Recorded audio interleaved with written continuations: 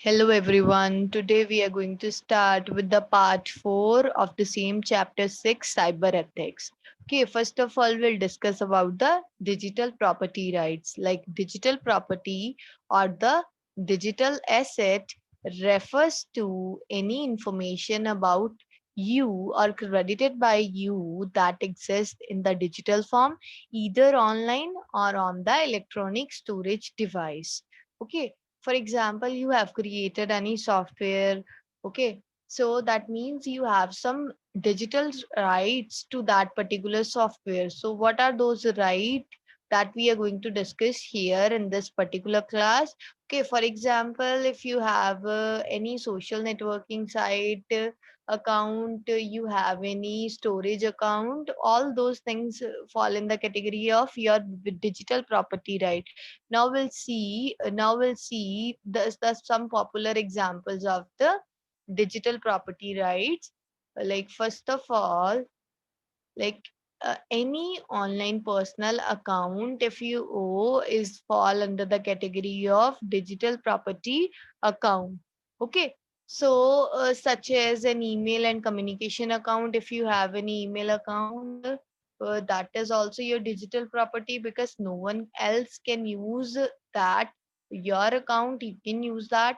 Okay, then we have social media account. For example, you have any account on Facebook, that means that particular account belongs to you. That is also your digital property. If you have any shopping account, for example, you are doing shopping on Amazon, Mintra, Flipkart.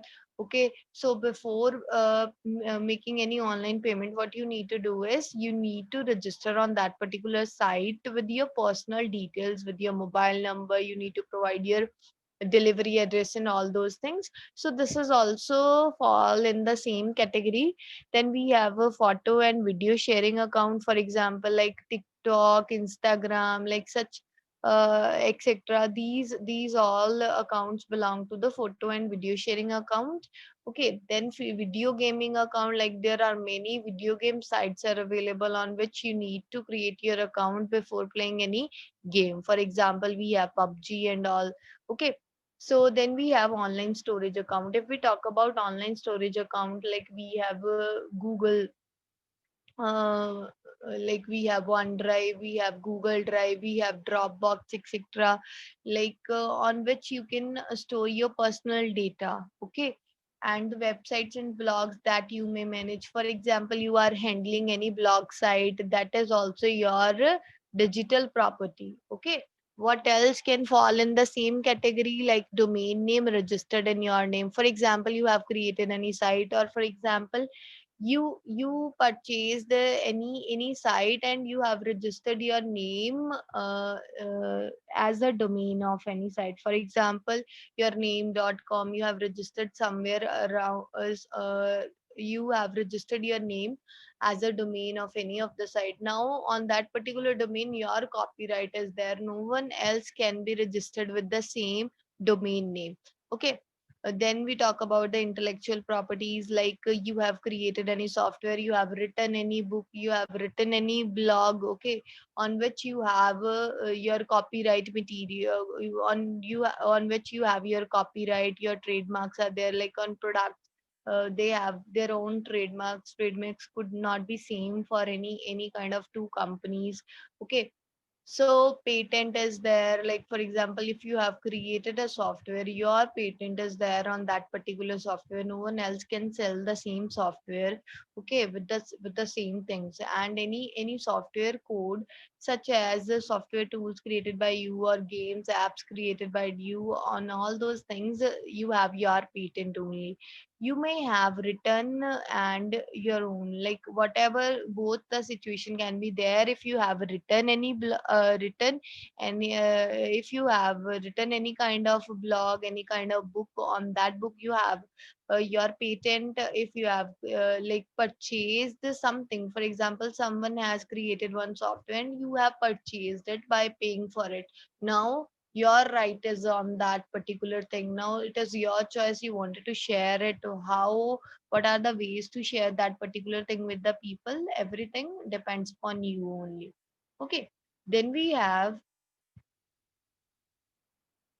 Digital property rights lie with the owner. Like legally, a person who has created it or the owner who has got it developed by paying it is legally the owner of a digital property. For example, you have created any software, then you are the owner of that software. For example, you just got the idea to create something and you don't know how to implement that. And in that case, you have just got it developed by paying it legally to someone. Okay, at that particular time you are the owner of that particular digital property. No one can use that particular product in any way without your consent, without your permission.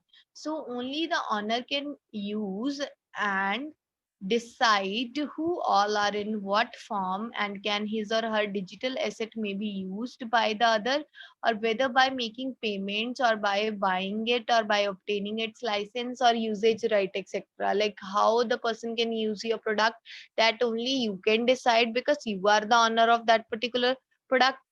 So who is the owner? They need to decide whether they are going to sell their product, on what cost they wanted to sell that product, on which basis they wanted to sell. All those things they can decide only. Got it. For example, if we talk about MS Office, MS Office is a paid. You need to pay for the product key of the MS Office if you wanted to use it. Okay, so this way, this is totally the choice of the owner whether they wanted to get paid for the particular thing. They can sell it accordingly. Then now we'll discuss about the threats to the digital properties. What are the threats? Like first is the digital software penetration tools. Like although one need to buy usage right or license to use digital property, like same way, if you wanted to use MS Office, you have to buy, you need to pay for the product key for the MS Office. Like there are many software penetration tools such as cracks and keygens are available, which are created by hackers to penetrate your software registration system. They are used to track or your crack your product licensing key, and they enable unauthorized user to freely access your software without actually paying for it.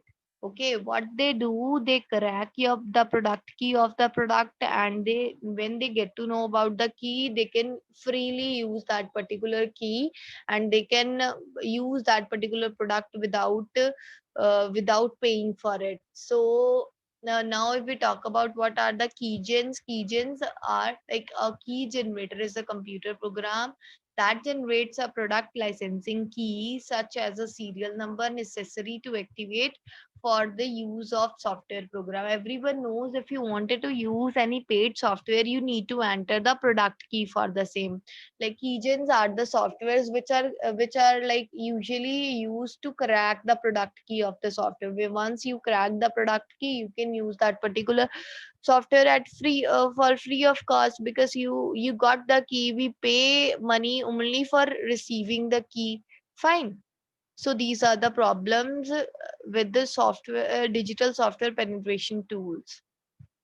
Okay, so this is a big problem with the digital properties. Next is stealing and plagiarizing codes of your digital properties. Like sometime other developers somehow get hold of your software source code, and then create plagiarize the version of your code and use it in their own software. In other words, they steal your software source code and use it to build their own versions of it, then sell it under their own company name. The second problem occurs in the case of digital properties. Sometime what the other developers do, they somehow they crack your software source code and they create the duplicate version of your software and sell it in the market by their company name. So this is the biggest problem people face with the digital properties. Okay, then how we can protect our digital property? Okay, so there are some rights to the digital property. What are those ways, or you can say those things which can protect your rights? First is the anti-tamper solution. What is the meaning of tamper? That means interference. Means no one can interfere with your internal code, internal solution available with your like product. Like there are many anti-tamper solutions available today, which ensures that your digital property is tamper-proof. Like no one can interfere and no one can try to like crack that particular thing easily. These anti-tamper solutions use a host of advanced technologies to prevent hackers from hacking, reverse engineering, or manipulating your digital properties such as utility tools, software, apps, video games, etc. Now, what is hacking? Everyone knows about the hacking. Someone has hacked your code and used that particular code with his or her company name. Okay, and they are selling it in the market. What is the reverse engineering? Means deconstructed to reveal its design. For example, in a childhood, what we used to do is we see every toy. If some kind of car is there, car toy is there, what we used to do is we try to open that particular toy to see how it works. Okay, same way. What the people used to do is, if someone has created any software, they try to decode it, that what deconstruct it, that what the feature they are using, how this is getting worked. When they deconstruct it, okay, that particular process is known as reverse engineering. After they, what they do is they manipulate your digital properties with their name and they sell them in the market. So anti-tamper solutions are the solution which avoid all such problems. They provide you more security. Okay, then we have legal clauses. Like add legal clause in the clauses of use of your software digital properties. Whatever are the clauses of your software digital property, add one legal clause in that particular clauses list. You must include a transparent clause in your software terms of service that prohibits the scrapping of your software source code for reuse. No one can, if somehow anyone got your source code after the reverse engineering, if you have added this legal clause with your software, no one would be able to use that particular source code for with their company. So this is a sound legal backup for you. Next is limits the sharing of software code. Like you should share your software code only with the trusted individuals who are the part of the development team. Like in very rare cases you need to share your software code only with the trusted people. You should also use digital rights management solution to protect your software from being scrapped for source code using decompilers, etc. I hope this is clear to everyone. Thank you so much. Take care. Have a great day.